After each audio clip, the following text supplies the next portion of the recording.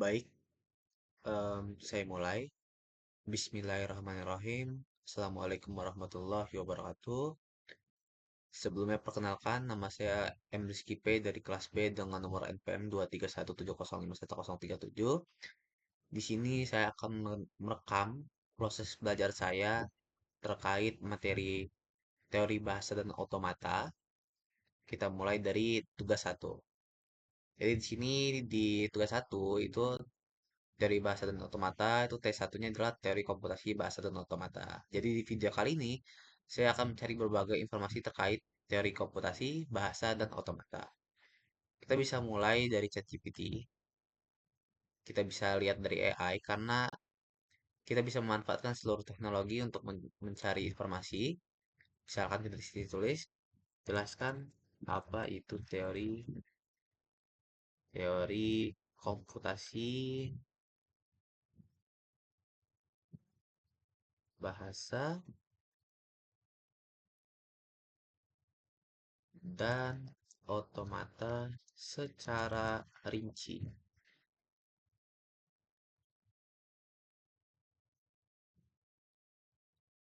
Oke, kita tunggu keluar semua.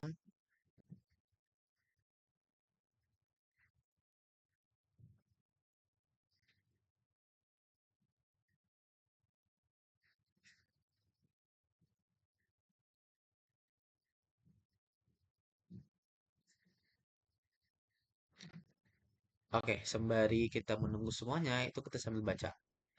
Teori komputasi bahasa dan otomata adalah cabang dalam ilmu komputer yang fokus pada dasar-dasar matematika dan logika di balik cara sistem komputasi bekerja. Nah, teori komputasi adalah studi mengenai apa yang dapat dan tidak dapat dihitung oleh suatu mesin dalam kurung komputer, serta efisiensi perhitungan tersebut. Jadi, dalam teori komputasi itu kita belajar kayak mana sih caranya di dalam satu komputer itu kira-kira semuanya itu bisa dihitung atau enggak gitu. Serta kalau bisa dihitung, itu apa yang paling efektif atau efisien untuk perhitungan tersebut. Nah, tujuan utama pertama memahami keterbatasan komputasi. Menentukan masalah-masalah yang tidak dapat diselesaikan oleh mesin dikenal sebagai masalah tak terpecahkan atau unsolvable problems. Jadi kan tadi bisa dibilang nih, itu ada yang bisa dihitung dan tidak dapat dihitung. Bisa jadi yang tidak dapat dihitung itu masuk ke dalam masalah-masalah yang tidak dapat diselesaikan oleh mesin dan itu disebut dengan unsolvable problems.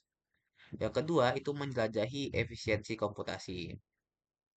Menilai bagaimana sumber daya, waktu, dan ruang memori digunakan untuk memecahkan masalah. Nah, di sini ada tiga komponen utama, yaitu teori otomata, teori kompleksitas, dan teori rekursi. Di mana teori otomata itu adalah studi tentang model abstrak mesin komputasi seperti mesin Turing yang digunakan untuk memahami struktur perhitungan.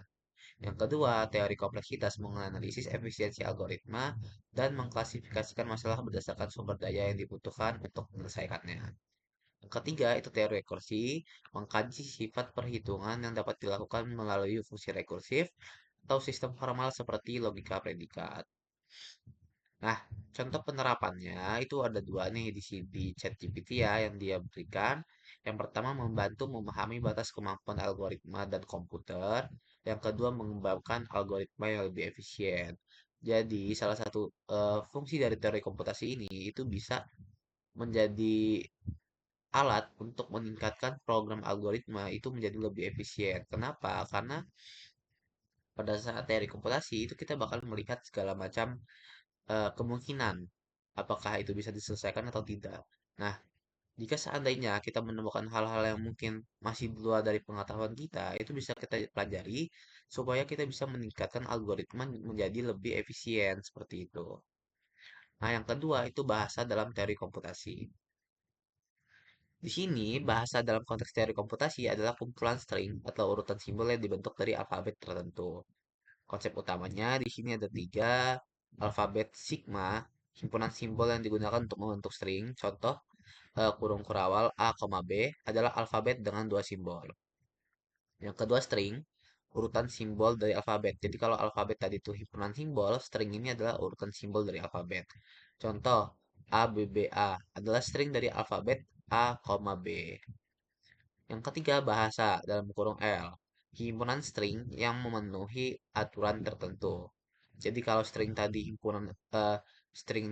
itu urutan simbol, alfabet himpunan simbol, bahasa ini adalah himpunan dari string. Contohnya L sama dengan sebuah himpunan yang beranggotakan W dengan syarat W adalah string palindrom dalam alfabet A, B. Klasifikasi bahasa di sini ada 4. Ini menurut hierarki Chomsky. Yang pertama, bahasa bebas konteks, di mana konteks free language didefinisikan oleh grammar yang lebih fleksibel, sering digunakan dalam pembuatan compiler. Yang kedua, bahasa reguler atau regular language. Bahasa yang dapat dijelaskan oleh ekspresi reguler atau diterima oleh automata hingga finite automaton. Yang ketiga itu bahasa bebas konteks, lebih kompleks dari bahasa reguler, digunakan untuk analisis sintaksis, bahasa tak terbatas, unrestricted language, mencakup semua bahasa yang dapat dihitung. Yang ketiga itu em, automata. Jadi di automata ini adalah model matematis abstrak untuk mendeskripsikan mesin yang memproses input dalam bentuk simbol dan menghasilkan output berdasarkan aturan tertentu. Jenis otomata. Nah, di sini ada 4. Yang pertama finite automaton atau FA, lalu push down automaton atau PDA, ketiga Turing machine, dan keempat non-deterministic automaton. Nah, kalau finite automaton atau EVA, ini model sederhana dengan memori terbatas, digunakan untuk merepresentasikan bahasa reguler.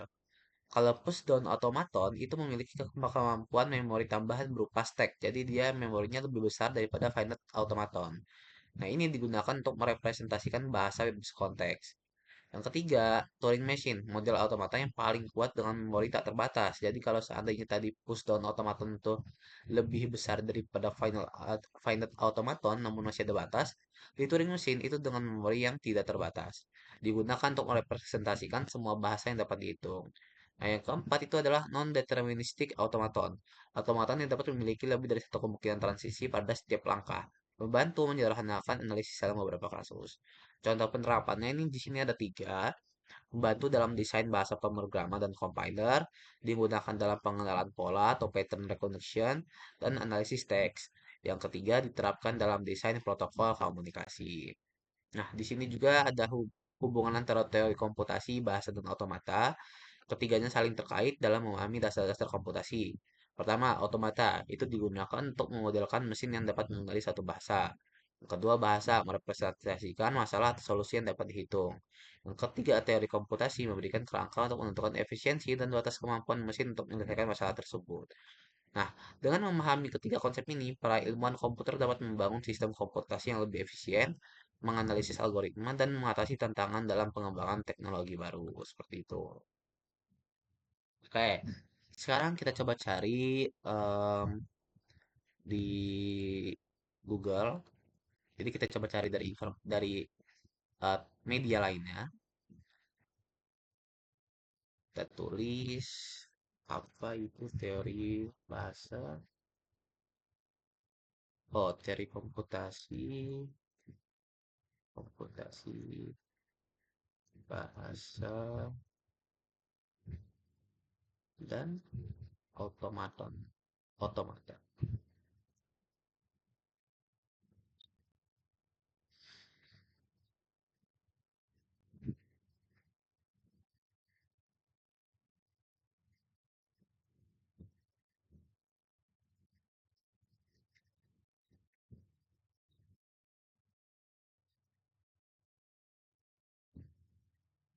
Oke, coba kita buka dari Universitas Medan Area ya. Kita coba lihat.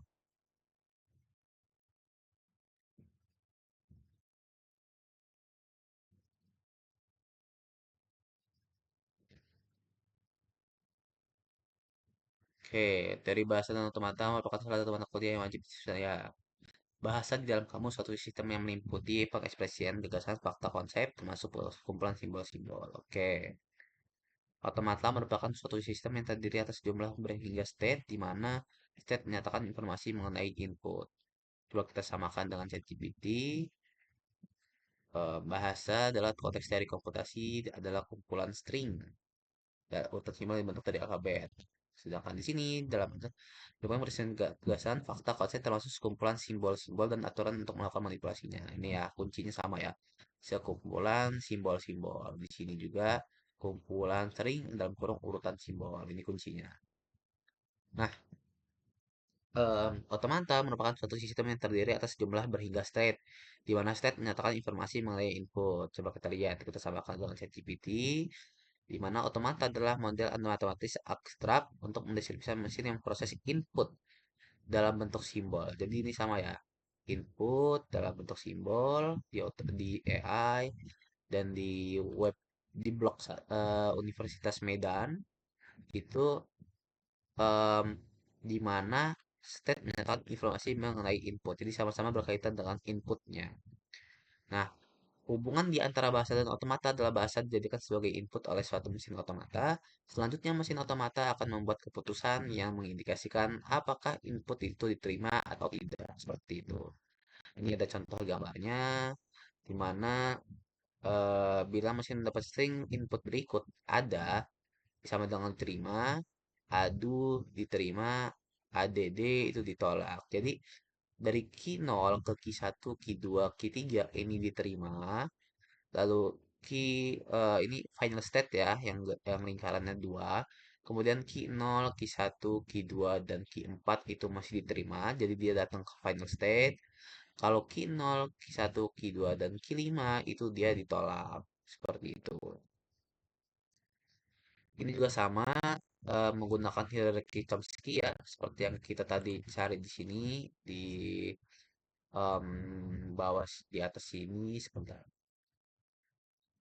Hierarki Chomsky. Nah, ini klarifikasi bahasa hierarki Chomsky sama ya. Itu kalau di sini bahasa itu reguler, mesin otomatisnya FSA. Jadi kalau di sini kan em, dia ada bebas konteks, ada reguler, ada bebas konteks, tak terbatas. Sama di sini juga ada reguler, bebas konteks atau konteks free, konteks sensitif, terus unrestricted, base struktur, natural language, seperti itu. Di sini ada 120 halaman. Coba kita lihat kita cari video singkat yang bisa yang menjelaskan tentang teori bahasa atau teori komputasi bahasa dan otomata dengan efektif ya. Kita cari video yang singkat namun mendalami informasi. Teori komputasi bahasa dan otak.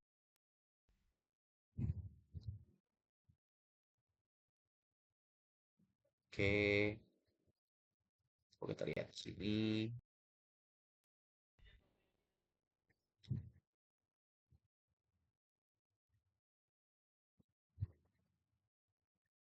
Nah, ini kita naikin dulu ya. Coba kita lihat dulu di sini.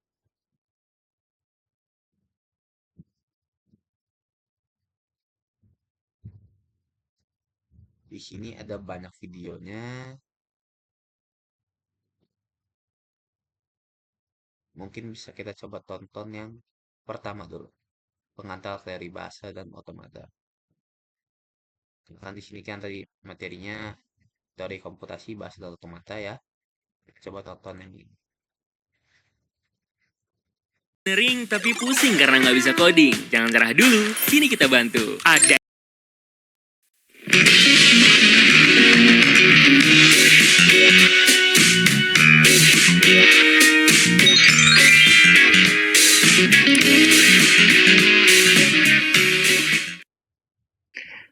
Oke, baik. Bismillahirrahmanirrahim. Assalamualaikum warahmatullahi wabarakatuh. Oke, teman-teman, bagaimana kabarnya hari ini? Semoga dalam keadaan sehat walafiat. Oke, jadi pada video kali ini saya akan membahas mengenai teori bahasa dan otomata, ya, ngoding pakai bahasa tingkat tinggi. Apa yang harus dilakukan? Terjemahkan. Katanya, apa kabar? Ya, source code itu bisa diterjemahkan sehingga dipahami oleh bahasa dan penerapannya ada pada teknik kompilasi. Jadi teori bahasa itu membahas mengenai bahasa formal, salah satunya adalah untuk kepentingan perancangan compiler. Oke, jadi di sini tertuliskan teori bahasa membahas mengenai bahasa formal dalam kurung formal language. Salah satunya adalah untuk kepentingan perancangan kompilator atau Ya, compiler. nanti kita akan membahas mulai dari dasar sampai beberapa teknik. Bagaimana suatu string atau inputan atau bahasa dapat diterima oleh suatu mesin, ya. Kemudian otomata adalah mesin abstrak. Nah, ini memang sudah abstrak dari awalnya, makanya kita bingung.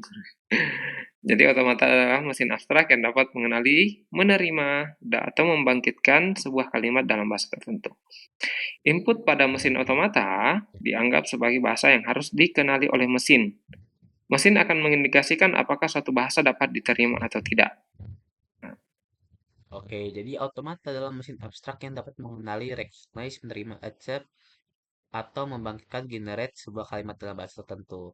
Input pada sebagai bahasa yang harus dikenali oleh mesin, dan mesin akan mengindikasikan apakah suatu bahasa dapat diterima atau tidak. Jika diterima, maka dieksekusi, dan jika tidak diterima, maka akan ditampilkan errornya di mana. Misalnya biasa penerapannya jika diterapkan seperti itu. Oke, nah ini contoh mesin otomata sederhana. Nah, ini pasti kaget nih. Ini apa ini bulat-bulat? Nah, ini sama kayak yang di sini ya. Di sini, nah, gambarnya sama. Itu kalau ADA dia diterima, ADO diterima, ADB tidak. Kenapa? Karena di AU ini dia final state, sedangkan di D ini dia belum final state. Seperti itu. Jadi final state itu ditandai dengan lingkaran, namun ada lingkaran lagi di dalamnya seperti ini. Jadi ini contoh ya. Mungkin saya paham. Bacaan simbol pertama dimulai dari inisial state. Jadi tidak boleh langsung ke state yang bukan inisial state. Jadi harus dimulai dari inisial state.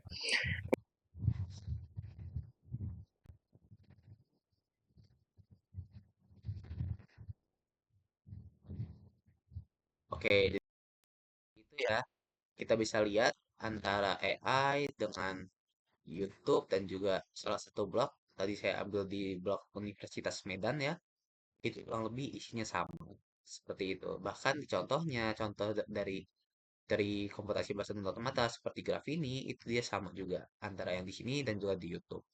Yang mengartikan bahwasannya informasi yang kita dapatkan dari AI, kemudian dari web, kemudian dari YouTube itu benar. Kenapa dibilang benar? Karena semuanya itu saling berkaitan dan juga sama isinya seperti itu. Oke, mungkin itu saja pembahasan untuk proses pembelajaran saya terkait teori komputasi bahasa dan otomata. Saya mohon maaf jika ada kesalahan. Semoga ini bisa bermanfaat. Saya akhiri. Wassalamualaikum warahmatullahi wabarakatuh.